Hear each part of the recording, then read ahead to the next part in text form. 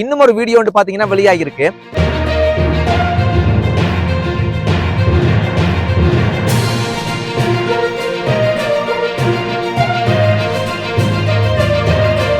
இந்த செவ்வந்தி அக்காச்சிய ஜாலியா திரியிறாங்கடாப்பா. சூப்பர் மார்க்கெட்டுக்கு போறாங்க, ஷாப்பிங் பண்றாங்க. 10 லட்சம், ₹1 ₹2 இல்ல, 10 லட்சம். இந்த செவ்வந்தி வந்து இந்த நாட்டை விட்டு எங்கேயுமே போகல, இங்கதான் எங்கேயோ மறைஞ்சிருக்காங்க, ஒளிஞ்சிருக்காங்க. நீங்க யாராவது அவங்கள பார்த்தா இல்லாட்டி அவங்கள போல இருந்தா, யாழ்ப்பாணத்துல இன்றைக்கு மிகப்பெரிய ஒரு போராட்டம், நிறைய போலீஸ், STF எல்லாம் குமிக்கப்பட்டு இந்த குண்டு வீச்சு, அந்த புகை குண்டு வீச்சு அதெல்லாம் வீசுற அளவுக்கு பாத்தீங்கன்னா அந்த போராட்டம் பெரிய அளவுக்கு டெவலப் ஆயிருந்துச்சு.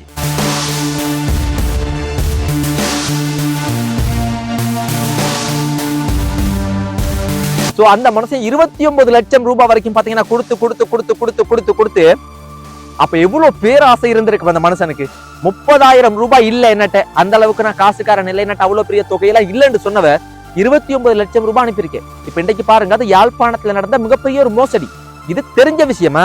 இது வெளியில தெரிஞ்ச விஷயம் தெரியாம இப்ப இது 2 வருஷத்துக்கு முதல் இதே மாதிரி ஒரு சம்பவத்தை அந்த எங்கட கடற்பரப்பு எல்லையை தாண்டி உள்ளுக்கு வராங்க. உள்ளுக்கு வந்து ரேடார், இப்படி நிறைய தடை செய்யப்பட்ட வலைகள், சில டிவைஸ் எல்லாம் பாத்தீங்கன்னா பயன்படுத்தி மீன்களை பிடிக்கிறாங்க. அதனால கடல் வளமும் அழிஞ்சு போகுது. கொலை செய்யறவன், ஒரு குற்றம் செய்யறவன் முதல் தான் வந்து ஒரு ரவுடி மாதிரி தாடியெல்லாம் வளர்த்து கடுக்கான் குத்தி ஒரு பார்க்க ஒரு டெரரா இருப்பான். ஆனா இதை பார்க்கும்போது அந்த வீடியோ பாருங்க, இந்த சூப்பர் மார்க்கெட் வீடியோவை எவ்வளவு ஸ்மார்ட்டா இருக்காங்க. ஒயிட் கலர் ஷர்ட் எல்லாம் வியா பண்ணி ஒரு அண்ணா ஒருத்தர் பாத்தீங்கன்னா வந்து யாழ்ப்பாணத்துல 29 லட்சம் ரூபாய் வந்து ஏமாந்திருக்கு. ஏன் தெரியுமா ஏமாந்திருக்கு?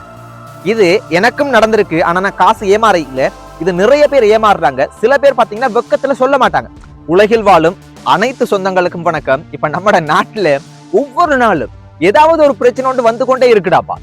எந்த நாளும் புதுசா வருமே. இந்த துப்பாக்கி சூடு சம்பவம் கூட பாத்தீங்கன்னா இன்னும் முடியல.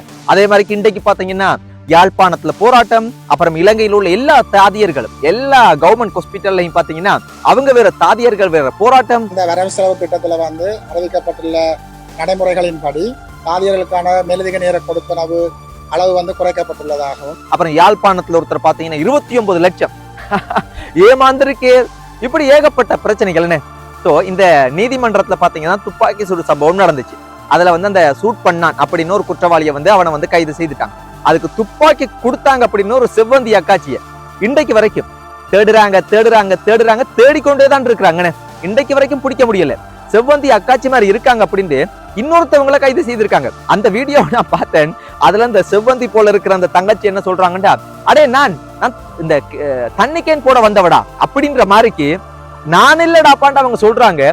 போலீஸுக்கும் தெரியும் நீங்க இல்லண்டு, ஆனாலும் நீங்க அவங்கள மாதிரி இருக்கீங்க அப்படின்ற சந்தேகத்துல பாத்தீங்கன்னா தூக்கிட்டு போயிட்டாங்க.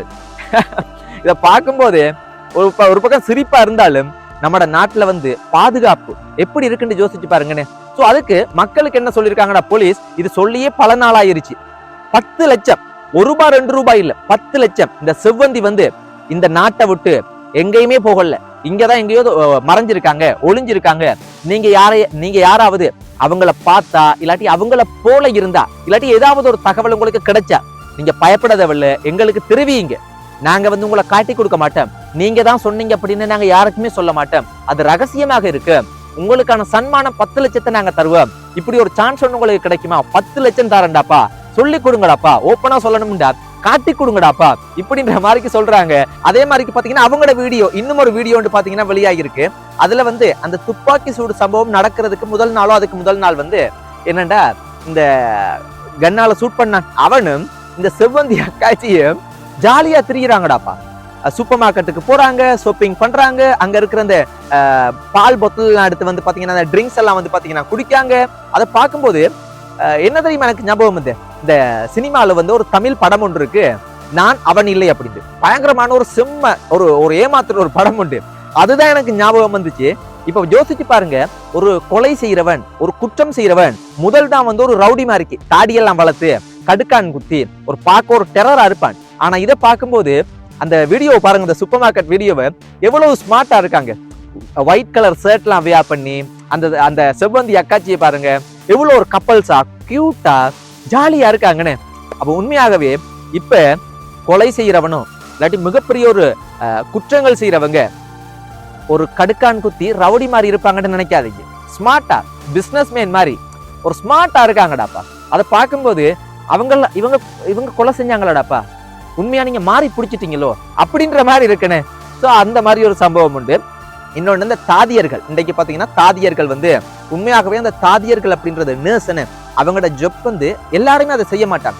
அது ஒரு அர்ப்பணிப்பு மாதிரி இருக்கு. சில விஷயங்கள் பார்த்தீங்கன்னா நாங்க வந்து செய்யறதுக்கு அரிகண்டப்படுவோம். ஆனா அவங்க வந்து அரிகண்டப்படாம எவ்வளோ ஒரு சேவையா செய்யறாங்க. அப்ப அவங்க வந்து பாத்தீங்கன்னா இன்றைக்கு அவங்களுக்கு ஒரு சாப்பிட்றதுக்கான லஞ்ச் டைம்ல வந்து மதியம் 12 மணில இருந்து 1 மணி வரைக்கும் பாத்தீங்கன்னா அவங்களுக்கு ஒரு லஞ்ச் டைம் இருக்கு.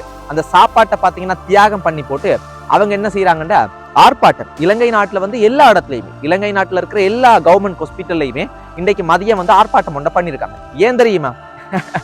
அவங்களுக்கு இந்த பட்ஜெட்ல, இந்த புதிய அரசாங்கம் பட்ஜெட்ல பாத்தீங்கன்னா என்னண்டா அவங்களுக்கு ஒரு கொடுப்பனவு ஒன்று இருக்கு போல. அந்த அவங்களுக்கு மேலதிக கொடுப்பனவுல அந்த கொடுப்பனவுல ஏதோ கைய வச்சுட்டாங்க போல, ஏதோ குறைச்சிருக்காங்கன்னு நினைக்கிறேன்.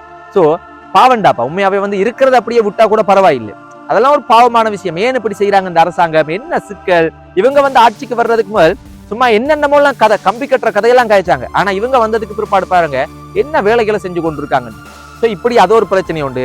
அப்புறம் பாத்தீங்கன்னா யாழ்ப்பாணத்துல இன்னும் ஒரு பிரச்சனை. யாழ்ப்பாணத்துல வந்து மிகப்பெரிய ஒரு போராட்டம் ஒன்று நடந்தது.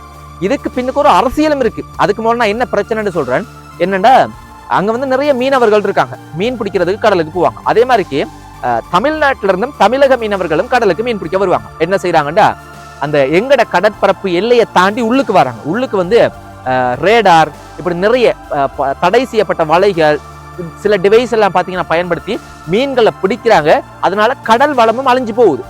இதை குற்றம் சாட்டி இன்னும் சில குற்றச்சாட்டுகளை வச்சு பாத்தீங்கன்னா மிகப்பெரிய போராட்டம் யாழ்ப்பாணத்துல இன்றைக்கு மிகப்பெரிய ஒரு போராட்டம். நிறைய போலீஸ், STF எல்லாம் குமிக்கப்பட்டு இந்த குண்டு வீச்சு, அந்த புகை குண்டு வீச்சு அதெல்லாம் வீசுற அளவுக்கு பாத்தீங்கன்னா அந்த போராட்டம் பெரிய அளவுக்கு டெவலப் ஆகிருந்துச்சு. ஸோ இது வந்து இப்ப பாத்தீங்கன்னா இது சம்பந்தப்பட்ட அதிகாரிகள், கடற்றொழில் அமைச்சர் பாத்தீங்கன்னா சந்திரசேகரன் ஐயா ஒரு தமிழ் ஆளன. ஸோ இதை ஏன் நீங்க வந்து வளர்க்குறீங்க? உண்மையாக எனக்கு தெரிஞ்சது 2009ஆம் ஆண்டுக்கு முதல் வந்து பெருசா இது இருந்த மாதிரி தெரியலனே இல்ல. அதுக்கு பிற்பாடுதான் இது இந்த பெரிய பிரச்சனையா இருக்கு. அப்ப ஏன் நீங்க இதை டெவலப் பண்றீங்க? அவங்களும் எங்கட சொந்தங்கள் தான், தமிழர்கள் தான். யாழ்ப்பாணத்துல இருக்கிறவங்களும் எல்லாம் எங்கட உறவுகள் தான், தமிழர்கள் தான். 2 பேருமே சண்டை பிடிக்கிறத வாய்ப்பாக்குறதுக்கு தான் இந்த விளையாட்டாண்டு தெரியல. இது உண்மையாகவே முடிவுக்கு கொண்டு வரணும்டா.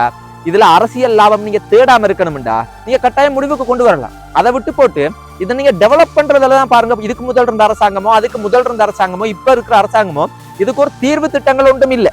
இதை டெவலப் பண்ணி கொண்டுதான் இருக்காங்க. அப்ப இதை கட்டாயம் நிறுத்தினாதான். இல்லாட்டிக்கு ரெண்டு பேரும் எங்கட சொந்தங்கள் தான். 2 உறவுகளும் அடிபடி படுறது எங்கட தமிழ் இனத்துக்கு மிகப்பெரிய ஒரு பாரிய இழப்பா இருக்கு. இது என்னுடைய தனிப்பட்ட ஒரு கருத்து உண்டு. ஸோ அதே மாதிரிக்கு இன்னும் ஒரு விஷயம் என்னன்னா, ஒரு அண்ணா ஒருத்தர் பாத்தீங்கன்னா வந்து யாழ்ப்பாணத்துல 29 லட்சம் ரூபாய் வந்து ஏமாந்திருக்கு. ஏன் தெரியுமா ஏமாந்திருக்கு?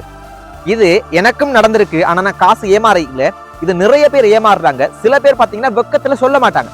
ஐயோ வெளியில தெரிஞ்ச பெரிய வெக்கம் என்னடாப்பா அப்படின்ற மாதிரி. இது என்னன்றதை நான் உங்களுக்கு தெளிவா சொல்றேன். இது வந்து நான் தனி வீடியோவாகவும் நான் உங்களுக்கு கொண்டு போடுவேன். ஆனா இதுல உங்களுக்கு சுருக்கமா தெளிவா சொல்றேன். இப்ப யூகேல இருந்து அந்த போட்டோ, இந்த போட்டோலயே என்னைய தொடர்பு கொண்டிருக்கான் ஒருத்தர். ஸோ என்னடா இந்த போட்டோல ஃபேஸ்புக் மூலம் பாத்தீங்கன்னா நான் உங்களோட கதைக்க விருப்பப்படுறேன், உங்களோட ஃபேஸ்புக்ல உங்களை பார்த்து நான் நீங்க ஒரு நல்ல மனுஷர் அப்படின்னு இங்கிலீஷ்ல போடுவாங்க. எங்களுக்கு இங்கிலீஷ் தெரியலண்டா கூட என்ன செய்யணும்னா டிரான்ஸ்லேஷன் பண்ணி நாங்க ரிப்ளை பண்ணுவோம். ஸோ அப்படி பழக்கமாகும். அப்ப அவன் என்ன சொல்லுவான்னு தெரியுமா? உங்களுக்கு நான் எனக்கு ஒரு இன்றைக்கு வந்து கல்யாண நாள், இல்லாட்டிக்கு எனக்கு பிறந்த நாள், ஏதாவது ஒரு விஷயத்த சொல்லி நான் உங்களுக்கு ஒரு கிஃப்ட் ஒன்று அனுப்ப போறேன், உங்களோட அட்ரஸ் எனக்கு அனுப்புங்க அப்படின்னு பாத்தீங்கன்னா ஒரு கிஃப்ட் ஒன்று வந்து எல்லாம் சந்தேகப்படுறதுக்கு எங்கேயும் சந்தர்ப்பம் இருக்காது. ஆனா அவர்கள் பயன்படுத்துற டூல், கருவி என்ன தெரியுமா? பேராசை. ஆசை இல்லையா, பேராசை அப்படின்ற ஒரு கருவி அவர்கள் டூல் பயன்படுத்துவாங்க. அதாவது எங்கள்கிட்ட இருக்கிற அந்த பேராசையை வந்து அவர்கள் வந்து ஒரு வீக் பாயிண்டா பயன்படுத்திக் கொள்வாங்க. அப்போ ஒரு கிஃப்ட் பாக்ஸ் ஒன்றை வந்து போட்டோ பிடிச்சு அனுப்புவாங்க. அனுப்பிட்டு என்ன சொல்லுவாங்கடா, இதை நான் அனுப்பிட்டேன், நீங்க வந்து எடுங்க. இந்த டொலசெல்லாம் காட்டுவாங்க கட்டுக்கட்டா, இந்த டொலசெல்லாம் இருக்கு அப்படி இப்படின்லாம் ஆசையை காட்டி. அப்ப அந்த கிஃப்ட் வந்து ஸ்ரீலங்காவுக்கு வந்துடும் யூகேல இருந்து. இப்ப அவன் கதைக்க மாட்டான். ஸ்ரீலங்கால இருந்து ஒருத்தர் என்ன செய்வான்டா, நமக்கு கால் பண்ணுவான். கால் பண்ணி இப்படி உங்களுக்கு ஒரு பாக்ஸ் ஒன் வந்திருக்கு, இதுக்கு நீங்க ஒரு 30,000 பே பண்ணணும், இல்லாட்டி 40,000 பே பண்ணணும் அப்படின்ற மாதிரி சொல்லுவான். இது வந்து உண்மையாவே வந்து ஒரு சட்ட ரீதியா உங்களுக்கு அனுப்ப முடியாது, இது வந்து அப்படின்ற மாதிரி சொல்லுவான். அப்ப நாங்களும் என்ன செய்வோம்னா, காசு இல்ல, அது இல்ல, இது இல்ல அப்படின்ட்டு அங்கிருந்து யூகேல இருந்து திரும்பி கால் பண்ணுவான். நம்மட பேஸ்புக் நண்பர் ஒருத்தர் பழக்கமா இருப்பான்.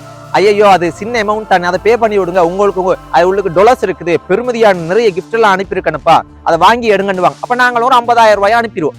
அப்புறம் சொல்லுவான் என்னண்டா, ஸ்ரீலங்கால இருந்து ஒரு சுங்கவரி திணைக்களத்துல இருந்து கதைக்கிறேன், ஏர்போர்ட்ல இருந்து கதைக்கிறேன் சொல்லுவான். என்னண்டா இல்ல இல்ல இது வந்து சட்டத்துக்கு முரணானது, இது எனக்கு மேல இருக்கிற அதிகாரிகளுக்கு நாங்க இது காசுகளை கொடுத்தாதான், லஞ்சத்தை கொடுத்தாதான் அதை எடுக்கலாம், இதுல நிறைய டொலர்ஸ் இருக்கு, அப்படி இப்படின்லாம் கதைச்சு மண்டைய கழுவி இன்னொரு 1 லட்சம் ரூபாய் போடுங்கட்டுவானு. இப்படியே ஒவ்வொரு சாக்கு போக்க காரணத்தை சொல்லி சொல்லி சொல்லி சொல்லி சொல்லி பாத்தீங்கன்னா 50,000, 1 லட்சம், 2 லட்சம் அப்படி இப்படின்னு எவ்வளவு நம்மள்ட்ட கறக்க முடியுமோ கறந்துருவாங்க. நம்ம அலர்ட் ஆயிட்டோம்டா பெட்டியை தூக்கிட்டு கிளம்பிடுவாங்க. சோ அந்த மனுஷன் 29 லட்சம் ரூபாய் வரைக்கும் பாத்தீங்கன்னா கொடுத்து கொடுத்து கொடுத்து கொடுத்து கொடுத்து கொடுத்து அப்ப எவ்வளவு பேராசை இருந்திருக்கு அந்த மனுஷனுக்கு. அப்ப பாருங்க, அந்த 29 லட்சம் ரூபாய் இருந்திருந்தாலே இந்த மனுஷனுக்கு போதுண்டாப்பா. 30,000 ரூபாய் இல்ல என்னட்ட, அந்த அளவுக்கு நான் காசுக்காரன் இல்லை, என்னட்ட அவ்வளவு பெரிய தொகையெல்லாம் இல்லைன்னு சொன்னவ 29 லட்சம் ரூபாய் அனுப்பியிருக்கேன். இப்ப இன்றைக்கு பாருங்க, அது யாழ்ப்பாணத்துல நடந்த மிகப்பெரிய ஒரு மோசடி. இது தெரிஞ்ச விஷயமா, இது வெளியில தெரிஞ்ச விஷயம் தெரியாம இப்ப இது 2 வருஷத்துக்கு முதல் இதே மாதிரி ஒரு சம்பவத்தை என்னுடைய ஒரு அக்காச்சி ஒருத்தவங்க சொன்னாங்க. 1.5 லட்சம் ரூபாய் பாத்தீங்கன்னா வந்து நான் ஏமாந்துட்டேன் நிச்சயம், வெளியில சொன்னா வெக்க கேடு அப்படின்ற மாதிரி சொன்னாங்க. அதுவும் வந்து அவங்க பாத்தீங்கன்னா கடன் வாங்கி கொடுத்துருக்காங்க. சோ அப்படி இப்படி ஏகப்பட்ட பிரச்சனைகள் நடக்குது. மக்களே கவனமா இருங்க, அவதானமாக இருங்க. நாங்க ஏற்கனவே வந்து நிறைய கஷ்டத்திலையும் துன்பத்திலையும் இருக்கிறோம் அப்படின்றது உங்களுக்கு தெரியும். எங்கட மக்கள் நிறைய பேர் அப்படிதான் இருக்காங்க. அப்ப கடனை வாங்கி உடனே வாங்கி இப்படி ஆசைப்பட்டு கட்டாயம் கொடுக்காதீங்க. நல்லா யோசிச்சு கொள்ளுங்க. எங்களை ஒருத்தவங்க தேடி வராங்கண்டா 100க்கு 99% தெரியாத ஒரு நபர் எங்கள்கிட்ட ஏதோ கறக்க போறாங்க. அதை நல்லா புரிஞ்சு கொள்ளுங்க. ஏமாறாதீங்க, தயவு செய்து பேராசைப்படாதீங்க, ஆசையே படாதீங்க. அது அப்படி நீங்க ஆசைப்பட்டாலோ பேராசைப்பட்டாலோ உழைக்காம இப்படி ஏதாவது நம்மளுக்கு ஃப்ரீயா கிடைக்குதுன்னா அது ஒரு ஏமாத்து வேலை, ஃபேக் வேலை அப்படின்றத நல்லா புரிஞ்சு கொள்ளுங்க. தெரிஞ்சு அண்ணா, தம்பி, தங்கச்சி, அம்மா, அப்பாவுக்கு நாங்க 1 ரூபாய் கொடுக்குறதுக்கு யோசிப்போம். ஆனா யாருண்டே தெரியாத ஒருத்தனுக்கு 29 லட்சம் ரூபாய் வந்து கொடுத்து ஏமாந்துருக்கோம்டா, அது அன்பு இல்ல, பாசம் இல்ல, அது பேராசை. அந்த பேராசையை வச்சுதான் அவங்க ஏமாத்துறாங்க. உண்மையாகவே இது ஒரு பாரிய மோசடி. இப்படி நிறைய பேர் பாத்தீங்கன்னா ஏமாந்துருக்காங்க. ஆனா வெளியில சொல்ல மாட்டாங்க, வெக்கக்கேடு. அப்படி பாத்தீங்கன்னா நிறைய சம்பவங்கள் நடந்து கொண்டிருக்குது. கவனமாக இருங்க மக்களே, வந்து கவனமாக இருங்க. எனக்கும் இதே போல ஒரு சம்பவம் நடந்துச்சு. ஆனா நான் பாத்தீங்கன்னா எனக்கு இப்படி ஒரு மெசேஜ் பண்ணும்போதே இது எனக்கு தெரியும். இது என்ன எனக்கு நீங்க ஒரு கிஃப்ட் ஒன்று தாரீங்க, ஏன் கிஃப்ட் ஒன்று தாரீங்க? நான் சொன்னேன், கிஃப்ட் எல்லாம் நீங்க டொலர்ஸ் எல்லாம் அதுல வச்சு பாக்ஸ் உள்ளுக்கு வச்சு அனுப்ப தேவையில்லை, என்னுடைய பேங்க் அக்கௌண்ட்டுக்கு போட்டு விடுங்க, நான் எடுத்துக்கொள்றேன். ஏன் நீங்க இல்லீகல் அப்படியெல்லாம் வந்து அப்ப நல்லா யோசிச்சிங்க. அவங்க யாரை டார்கெட் பண்றாங்கண்டா, இதை யோசிச்சு இதை வந்து திங்க் பண்ணி முடியாது, இயலாது, தேவையில்ல அப்படின்னு கதைக்கக்கூடியவங்கள செலக்ட் பண்ணல. அவங்க நல்லா வந்து ஒப்சர்வ் பண்றாங்க. ஃபேஸ்புக்ல நாங்க போடுற போட்டோ, நாங்க என்ன மாதிரி ஆக்டிவிட்டிஸ் பண்றோம், நாங்க என்ன ஜாப் பண்றோம், நாங்க யார், எல்லாமே எங்களை அனலைஸ் பண்ணி எங்களை எல்லாமே வந்து நல்லா ஃபுல்லா எல்லாமே பார்த்து போட்டு தான் எங்களோட அவங்க தொடர்பு கொள்றாங்க. அப்ப நல்லா எங்களோட வீக் பாயிண்ட்லாம் வந்து கறந்து போட்டு தான் நம்மளை தொடர்பு கொள்றாங்க. சற்றியான கவனமாக இருங்க மக்களே. இது இன்னும் ஒரு வீடியோவா, நான் தனி வீடியோவா நான் உங்களுக்கு செய்யறேன். ஸோ நாட்டுல வந்து பல பிரச்சனைகள் போகுது, அதுல இதுவும் ஒரு பிரச்சனை.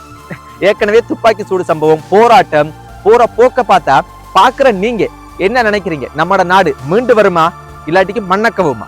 நீங்க என்ன நினைக்கிறீங்க? கட்டாயம் மண்ணை கவ கூடாது. ஆனா ஒன்றை மட்டும் நான் சொல்லுவேன், இந்த பட்ஜெட்ல பாத்தீங்கன்னா நிறைய விமர்சனம் வந்திருக்கு.